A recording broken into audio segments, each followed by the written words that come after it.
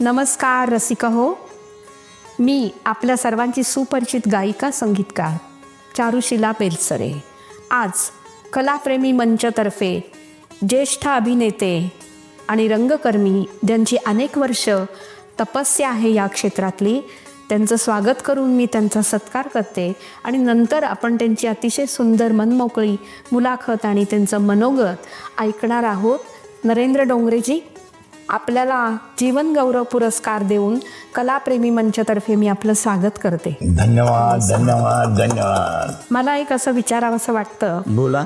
की आपण जवळपास 40-50 वर्ष या क्षेत्रात काम केलं. हो, नक्कीच नक्की. आणि तुम्हाला अतिशय प्रदीर्घ अनुभव अभिनेता म्हणून. तसंच तुम्ही काही नाटकं सुद्धा निर्मिती केली स्वतः. सुनबाई तू पण काय सासू होणार, ते त्यानंतर विच्छा माझी पुरी कराचे 1000-1200 प्रयोग तुम्ही मोठ्या मोठ्या थिएटर्समध्ये सुद्धा केले. बरोबर. त्याच्या आधी जी तुमची अगदी सुरुवात होती अभिनय क्षेत्रात, हो, तर ती पाहता मला वाटतं मी सगळं बोलण्यापेक्षा मी असं म्हणेल की तुम्हीच तुमच्या भाषेत तुमचा रसिकांना परिचय करून देता का? रसिका हो, नक्की ऐका. इतक्या मोठ्या ज्येष्ठ अभिनेत्याचं आपल्या स्वतःच्या क्षेत्रातलं स्वतः कारकिर्दीचं उत्तम मनोगत. नमस्कार रसिको. मी नरेंद्र डोंगरे.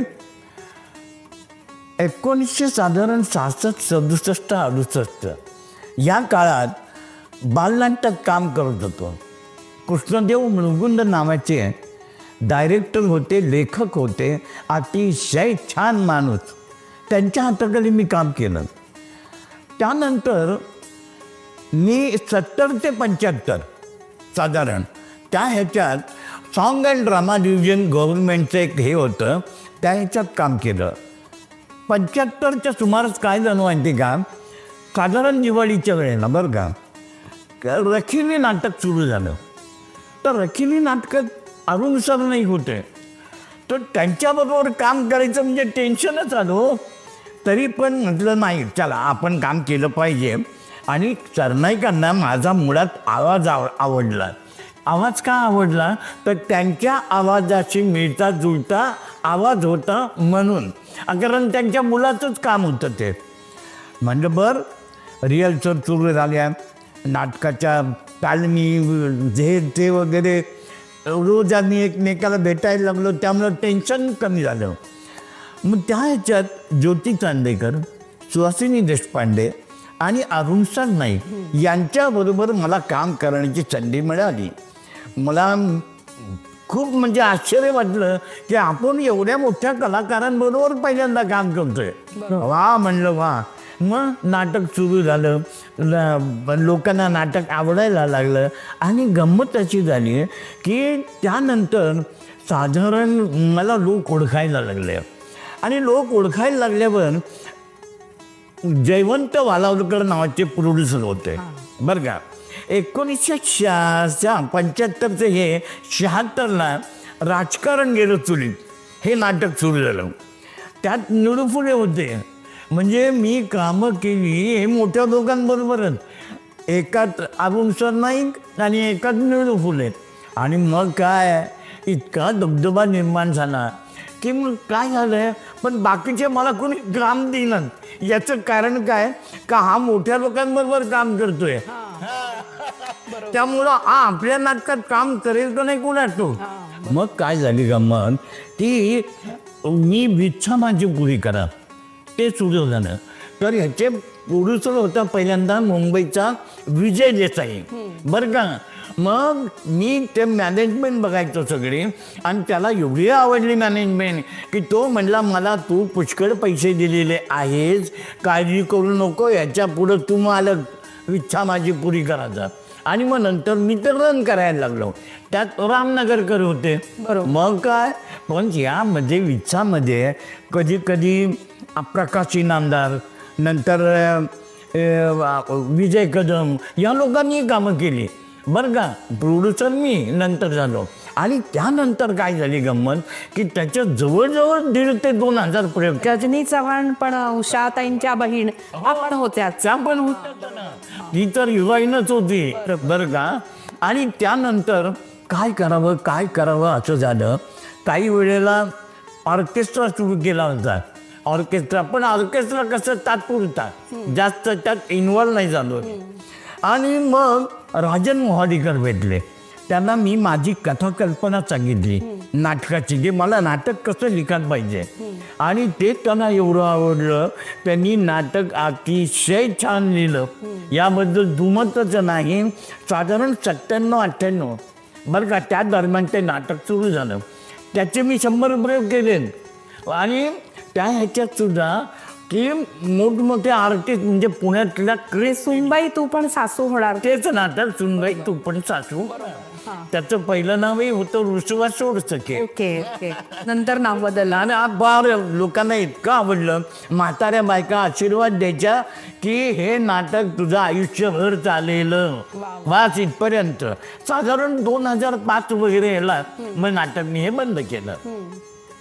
त्यात सुद्धा सुहासिनी देशपांडे, सीमा चांदेकर, मंजुषा जोशी आणि अरुणा भट या लेडीजनी काम केलं. 4 लेडीज होत्या, पण अतिशय छान नाटक होतं. आणि नंतर मी 2005-06 बंद करून टाकलं. म्हणजे आता रिटायर व्हावं, दुसरं काही नाही. अहो पण तो तुमचा कुठल्या तरी महाराजांचा सुंदर पिक्चर आला, बापरे, त्याच्याविषयी राहिलं ना सांगायचं. नाही काय झालं माहिती का, महाराजांचा विषय तो असा आहे. त्यांचं नाव सांगा. औरंगाबादच्या पुढं पिंपरी राजा म्हणून गाव आहे. तिथं ब्रह्मानंद स्वामी महाराजांची समाधी आहे. त्यांचं काम मला करायचं होतं आणि ते काम मी केलं. आणि लोक अक्षरशः पाया पडत होते की अरे बापरे, महाराज कसे का आलेत पुन्हा.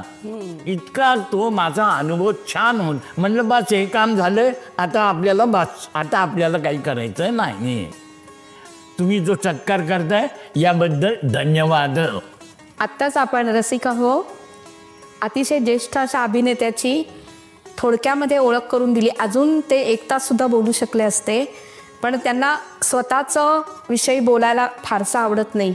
म्हणजे कलाकार क्षेत्रात असून प्रसिद्धी परांगमुख असं एक व्यक्तित्व आहे, तरी त्यांनी खूप थोडक्यात सगळं सांगितलं. पण रसिका हो या असामान्य कलाकाराला मी नमस्कार करते, वंदन करते. आणि अशाच विविध छान छान मुलाखती घेऊन मी आपल्या सर्वांची परिचित अशी गायिका संगीतकार चारुशिला बेलसरे डोंगरे साहेबांना धन्यवाद देते. परत या, आणखीन काही शेअर्स करायचे असतील अनुभव आणि आठवणी पुढच्या वेळी नक्की सांगा. नक्की. धन्यवाद. रसिका हो, मी आपली सुपरिचित गायिका संगीतकार चारुशिला बेलसरे. मी अनेक कविता केलेल्या आहेत. आज मात्र त्यांचं वाचन ज्येष्ठ अभिनेते नरेंद्र डोंगरे इथे आलेले स्टुडिओमध्ये. ते 2 कवितांचं वाचन करणार आहेत. पहिली कविता आहे सप्तसूर. सारे काही पोटात घाला सांगणारा, रेशमी रिषभाच्या रंगात रंगणारा, गांधाराच्या गणेशाला वंदन करणारा, महानतेचा वसा सोडू नका म्हणणारा, पसाय दानाला कधी विसरू नका म्हणणारा, जगजगत्या जीवन वाटेवरही हसत राहा सांगणारा, नित्य नव्याच्या झ्यासात जीवन नौका घाला म्हणणारा. वा वा वा, खूपच सुंदर. रसिका हो, तशा मी 2-3 हजार कविता लिहिलेल्या आहेत, पण शब्दमोहिनी या माझ्या काव्यसंग्रहातील काही कविता मी वाचन करण्याचं ठरवलं आहे. तर मीच माझी कविता वाचण्यापेक्षा इथे ज्येष्ठ अभिनेते नरेंद्र डोंगरे आलेले आहेत. त्यांना सांगते की श्रावण ही कविता आपण जरूर वाचावी. श्रावणातली धुवाधार बरसात मला सुचवते, असंच बरसत राहा. मी झऱ्याचा खळखळाट सुचवतो, खाच कळगे पार करून वाट शोधत राहा. रानोमाळ डोंगर कपारातली झाडे सांगतात, पाण्याविना घेऊन वनवा माथ्यावर जगलो आम्ही. तरीही आभाळापर्यंत पोचायचंय, ताठ मानेनं जगायचंय हे ठरवलं आम्हीच आम्हाला घडवलं आणि टिकवलं. वा वा, धन्यवाद सर. रसिका हो, मी चारुशिला बेलसरे, गायिका संगीतकार म्हणून खूप जणांना माहिती आहे. गेल्या काही वर्षात मी कविता पण केल्यात, अनेक लेख लिहिले, अनेक पुस्तकं लिहिली आहेत. तर माझ्यातल्या किंचित कवी मनाला आपल्यासारख्या रसिकांचा प्रतिसाद मिळाला तर माझ्यातले काव्यमन हे अधिकच प्रोत्साहित होईल. तर या माझ्या उपक्रमाला आपण चांगला प्रतिसाद द्यावा, सूचना द्याव्यात आणि आपलं काहीही म्हणणं असेल तर जरूर मला कळवा. आणि नवीन नवीन कविता, नवीन नवीन गाणी आणि नवीन नवीन अशा छान छान मुलाखती मोठ्या मोठ्या लोकांच्या मी आपल्यापर्यंत घेऊन येत जाईन. नमस्कार.